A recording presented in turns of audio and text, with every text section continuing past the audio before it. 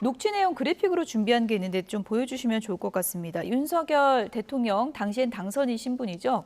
공관위에서 나한테 들고 왔길래 내가 김영선이 경선 때도 열심히 뛰었으니까 그거는 김영선이 좀 해줘라 그랬는데 말이 맞네 당에서 이런 내용입니다. 그러니까 여기서 김영선이 좀 해줘라. 이 대목이 이제 문제가 될 수 있는 부분인데 민주당에서는 이거 공천 개입이다 이렇게 주장하는 거잖아요.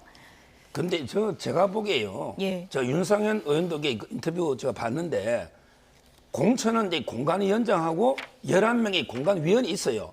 여기서 하고 이제 그 최종적으로는 당대표가 도장이 찍혀야 돼요. 예. 최고위 통과돼야 되잖아요. 예. 지도부에. 예. 거기에 김건희 여사나 대통령이 직접 개입할 수 있는 공간이 없어요.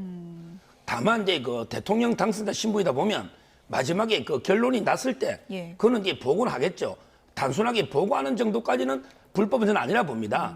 그런 상황에서 명태균 씨가 계속 전화가 와서 조르니까 아마 이게 저는 립서비스나 덕담 정도로 뭐 이게 놓은 게 아닌가. 예. 실제 대통령이 뭐 처음부터 이게 계속 김영선 주라 마라 이렇게 할 수는 없고 그다음에 공관위에서 뭐 들고 온다? 이게 말이 됩니까? 뭘 들고 대통령실에 들어가겠습니까? 윤상현 의원이 펄쩍 뛰고 있습니다. 예. 대통령실 입장도 저희가 좀 전해드리겠습니다. 그래픽 보여주시죠. 대통령실에서도 이번에 민주당이 공개한 녹취와 관련해서 이런 입장을 냈습니다. 당시 윤석열 당선인은 공천관리위원회로부터 공천 관련 보고를 받은 적도 공천을 지시한 적도 없다. 당시의 공천 결정권자는 이준석 당대표 그리고 윤상현 공천관리위원장이었다. 이렇게 강조를 했습니다.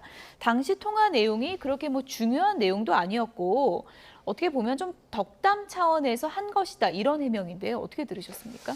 네, 대통령실 의견과 달리 국민들 입장에서 보면 굉장히 중요하다고 생각하지 않겠습니까? 한 사람의 운명을 결정하는 것이고 헌법기관 국회의원을 선출하는 것이기 때문입니다. 이게 뭐가 문제냐면요.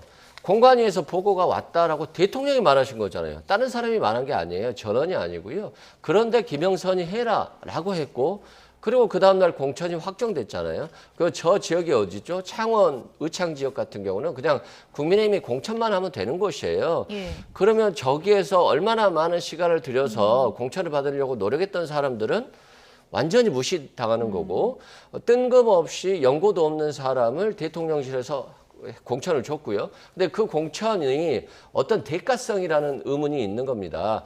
예를 들어서 여론조사 조작과 관련해서 3억 7천만 원을 들여서 여론조사를 해주고 그래서 대통령 경선에서 윤석열 대통령을 유리하게 해줬다는 거.